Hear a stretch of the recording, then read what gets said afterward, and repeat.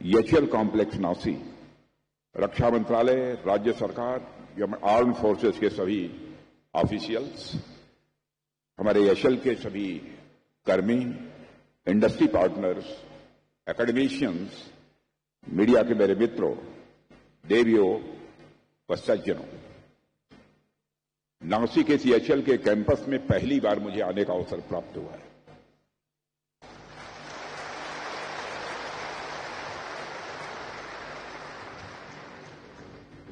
और मैंने यहां जाकर देखा, यहां जितने भी लोग लगे हुए हैं काम में, जिस परिश्रम के साथ वह काम कर रहे हैं, और यह सब तो बातें अपनी अलग है, उनके चेहरे के ऊपर जो मैंने उमंग और उत्साह देखा है, मैं उसकी अपनी तरफ से भूरी भूरी प्रशंसा करता हूं। आज कुछ बोलने के पहले मैं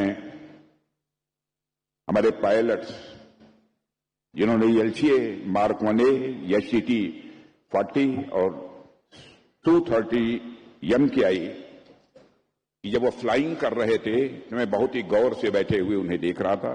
इस शानदार फ्लाइंग के लिए मैं ग्रुप कैप्टन के वेणुगोपाल, ग्रुप कैप्टन प्रत्युष अवस्थी, खड़े हो जाइए, group captain Pratyush Awasthi, Su-30 और Su-30 MKI के के रथ, विंग कमांडर के रथ, गुड, कांग्रेचुलेशन, और विंग कमांडर श्री संजय वर्मा, मैं आप सभी को अपनी शुभकामनाएं देता हूं।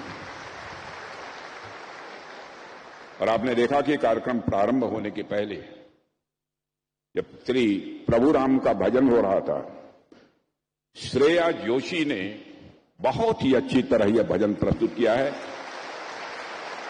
मैं श्रेया को अपनी तरफ से आशीर्वाद देता हूं, और मुझे किसी ने बताया कि श्रेया जोशी का जन्मदिन भी है। यहां श्रेया नहीं है क्या? वहां पर कहां है? ओ, वहां बैठे। बेटा, तुम्हारे लिए हमारी बहुत बहुत शुभकामनाएं, आशीर्वाद।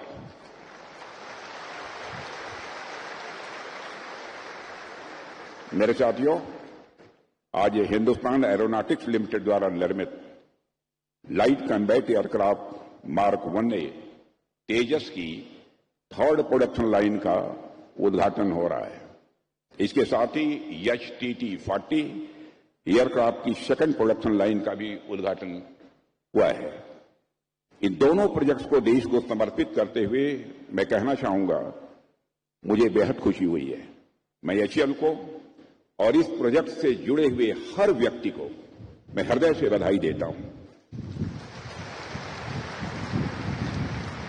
और मुझे इस बात की खुशी है कि इस अवसर पर मुझे नासिक की इस पवित्र भूमि पर आने का एक अवसर प्राप्त हुआ है। नासिक का जहां तक प्रश्न है, नासिक की धरती अपने आप में बहुत ही हिस्टोरिकल है, ऐतिहासिक है। नासिक के त्र्यंबकेश्वर में भगवान शिव का विराजते हैं, जहां भगवान शिव त्रयंबक के रूप में हमें यह सिखाते हैं कि सृष्टि की रचना, पालन और संहार तीनों एक ही दिव्य चेतना से उत्पन्न होते हैं। यही कारण है कि यहां आकर ऐसा लगता है जैसे मैं किसी दिव्य भूमि पर आ गया। हालांकि साथियों, नासिक की यह भूमि केवल आस्था की नहीं है, श्रद्धा की ही नहीं है, बल्कि सेल्फ रिलायंट और कैपेबिलिटी का भी यह प्रतीक बन चुकी है।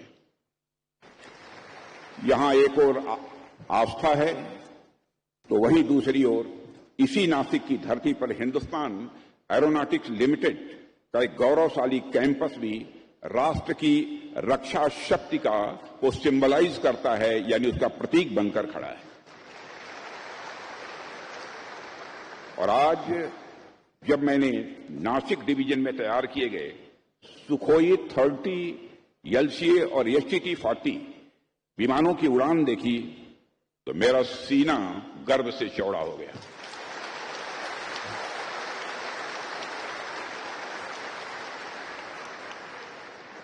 उनकी उड़ान रक्षा क्षेत्र में भारत की, मैं मानता हूं, मैं इस रूप में देख रहा था यह भारत की आत्मनिर्भरता की उड़ान है। यह भारत के सेल्फ रिलायंस की एक फ्लाइंग है। साथियों, नासिक में स्थित एचएएल का भी अपना एक बहुत ही गोल्डन हिस्ट्री है, स्वर्णिम इतिहास है। कभी यहां MiG-21 और MiG-27 जैसे दिग्गज फाइटर जेट्स का निर्माण और ओवरहाल होता था, और आज यह संस्थान मॉडर्न सुखोई 30 और जेट्स का प्रोडक्शन हाउस बन चुका है। पिछले 6 दशकों से भी अधिक समय से एचएएल नासिक ने भारत की डिफेंस मैन्युफैक्चरिंग कैपेबिलिटी को नई ऊंचाइयों तक पहुंचाने में एक स्ट्रांग पिलर की भूमिका निभाई है। जैसा कि मैंने अभी कहा, नासिक भगवान शिव की भूमि है, जो एक तरफ शिवत्व यानी शांति की प्रतीक है, तो दूसरी तरफ यह संहार की भी प्रतीक है। ठीक उसी तरह से नासिक एक तरफ डिफेंस मैन्युफैक्चरिंग यानी निर्माण की प्रतीक है, तो दूसरी तरफ जरूरत पड़ने पर दुश्मनों का संहार करने की क्षमता भी रखती है।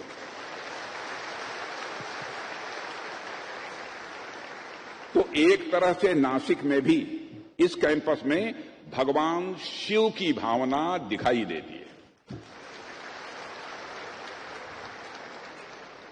साथियों, यह कैंपस मैं मानता हूं कि महज केवल एक इमारत या किसी प्रोजेक्ट तक ही सीमित नहीं है, बल्कि यह रक्षा क्षेत्र में भारत की आत्मनिर्भरता को भी सिंबलाइज करता है, उसका प्रतीक है। जब मैं आत्मनिर्भरता की बात कर रहा हूं तो मेरे जेहन में वह पूरी यात्रा भी चल रही है, जिसकी शुरुआत हमने 2014 से की है, और आप सबने तो डिफेंस सेक्टर में भारत की बदलती भूमिका को साफ साफ अपनी नंगी आंखों से देखा है। एक समय था जब देश में रक्षा की जरूरतों को पूरा करने के लिए अन्य देशों पर हमारा देश निर्भर था, और लगभग 65 to 70% डिफेंस इक्विपमेंट इंपोर्ट किए जाते थे। लेकिन आज स्थिति बदल चुकी है। अब भारत 65% मैन्युफैक्चरिंग अपनी ही धरती पर कर रहा है, और बहुत जल्द ही हम अपनी डोमेस्टिक मैन्युफैक्चरिंग को 100% तक ले जाना चाहते हैं। यह हमारा संकल्प है।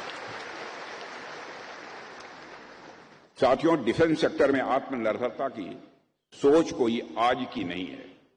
10 साल पहले से ही हमारे प्रधानमंत्री से नरेंद्र मोदी के नेतृत्व में हमारी सरकार ने यह स्पष्ट रूप से समझ लिया था कि बिना आत्मनिर्भर हुए हम कभी भी वास्तविक रूप में सुरक्षित नहीं हो सकते हैं।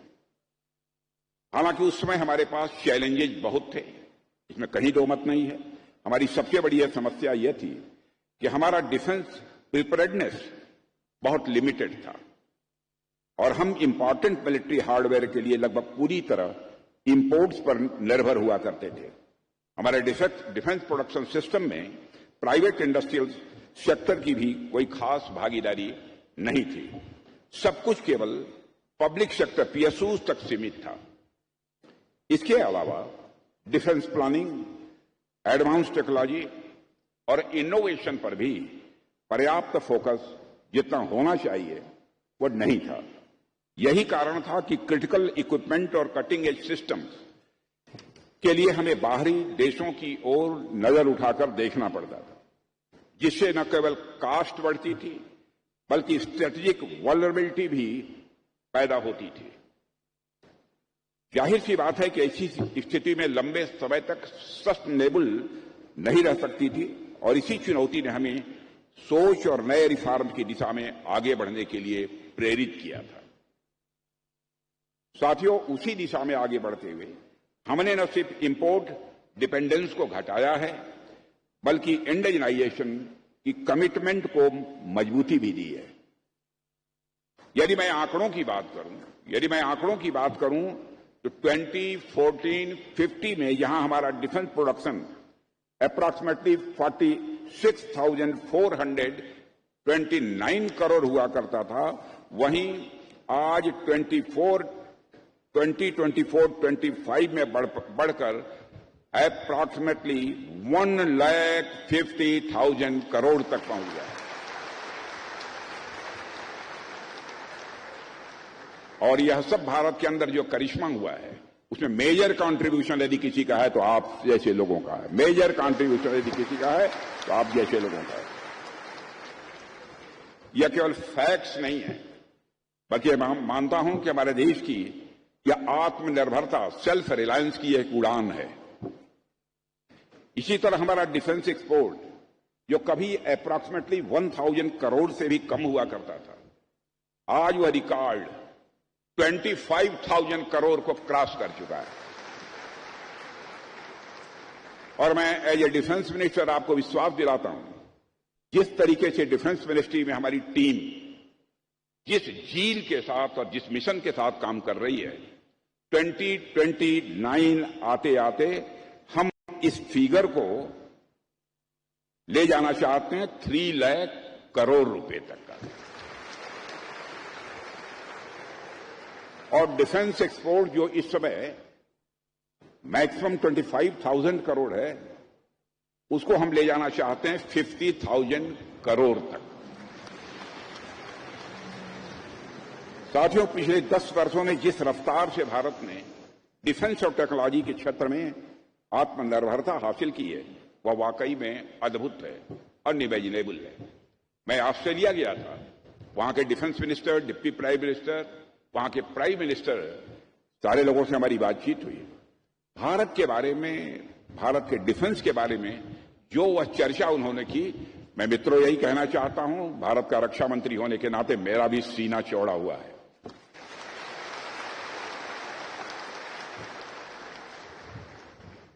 पहले हम जो कुछ बाहर से खरीदते थे, वो अब सारी चीजें अपने देश में बना रहे हैं। Fighter aircraft, missiles, engines, electronic warfare systems, इन सभी क्षेत्रों में भारत ने जबरदस्त प्रोग्रेस की है। मैं अक्सर कहता हूं कि जब हम हाई डिफेंस टेक्नोलॉजी की बात करते हैं तो यह सिर्फ मशीनों या हथियारों की बात नहीं होती है। यह हमारी सोच, यह हमारी क्षमता और हमारे आत्मविश्वास की एक नई कहानी होती है। साथियों, आपने देखा होगा कि भारत में स्पेस टेक्नोलॉजी और इंडिजिनस डिफेंस मैन्युफैक्चरिंग के क्षेत्र में भी बड़ी सफलता हासिल की है। यह सफलता आपने हासिल की है, आप जैसे लोगों ने हासिल की है। आज हम स्पेस में भी अपनी जगह मजबूत कर चुके हैं। आज हमारी एरोस्पेस इंडस्ट्री भी रैपिड ग्रोथ शो कर रही है। हमने मेक इन इंडिया के अंतर्गत लोकल मैन्युफैक्चरिंग को इनकरेज करने और एरोस्पेस इक्विपमेंट के प्रोडक्शन जैसे इनिशिएटिव्स भी उठाए हैं। साथियों, आज के समय में युद्ध के तौर तरीके जितनी तेजी से बदल रहे हैं, आप सब उससे अच्छी तरह वाकिफ हैं। आज artificial intelligence, cyber warfare, drone systems और नेक्स्ट जनरेशन एयरक्राफ्ट जैसी चीजें भविष्य की एक दिशा तय कर रही है। अब युद्ध सिर्फ जमीन या आसमान में नहीं, बल्कि अनेक फ्रंटियर्स पर भी लड़े जा रहे हैं। भारत को इस नई रेस में हमेशा आगे रहना है, हम कभी पीछे नहीं रहना चाहते। और मुझे लगता है भारत जितनी तेजी के साथ आगे बढ़ रहा है और इंटरनेशनल कम्युनिटी में भारत के बारे में जो एक परसेप्शनल चेंज आया है, लोगों की सोच में बदलाव आया है। आप जाइए दुनिया के दूसरे देशों में, बहनों भाइयों, भारत के बारे में जो उनकी धारणा बनी है, उसको उनके मुख के द्वारा सुनकर स्वाभाविक रूप से अपना भी सीना चौड़ा होता है।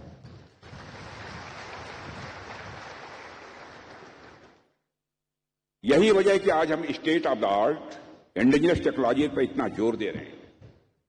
और मुझे यह देखकर बेहद खुशी हो रही है कि हिंदुस्तान एरोनॉटिक्स लिमिटेड इस दिशा में भारत का एक मजबूत प्रतिनिधित्व कर रहा है।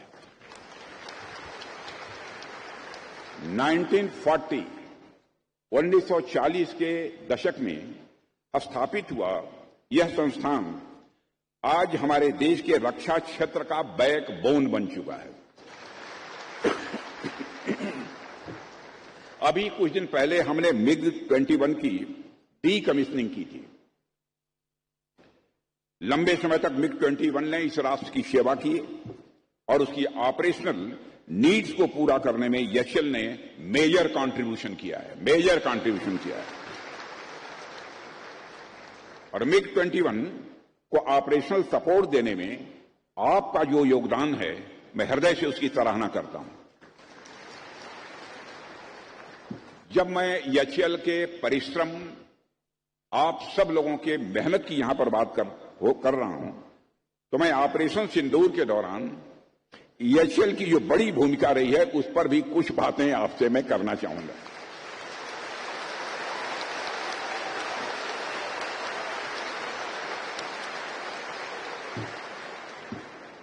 मेरे साथियों, भारत की सुरक्षा से जुड़ा हुआ जो पूरा इतिहास है, उसमें महज कुछ पल ही ऐसे हैं, महज कुछ क्षण ही ऐसे हैं जब एक साथ पूरे सिस्टम की असली परीक्षा ली गई है।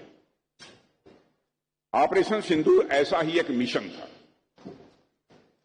इस मिशन में हमारी सेनाओं ने न सिर्फ अपने शौर्य और पराक्रम का परिचय दिया, बल्कि इंडिजिनस प्लेटफॉर्म्स, स्वदेशी प्लेटफॉर्म्स पर अपने भरोसे को और भी साबित किया है। इस दौरान एचएएल की टीम ने, मैं जानता हूं क्योंकि मैं तो लगातार मॉनिटरिंग कर रहा था, इस दौरान एचएएल की टीम ने 24 घंटे लगातार विभिन्न ऑपरेशनल साइट्स पर सपोर्ट दिया है।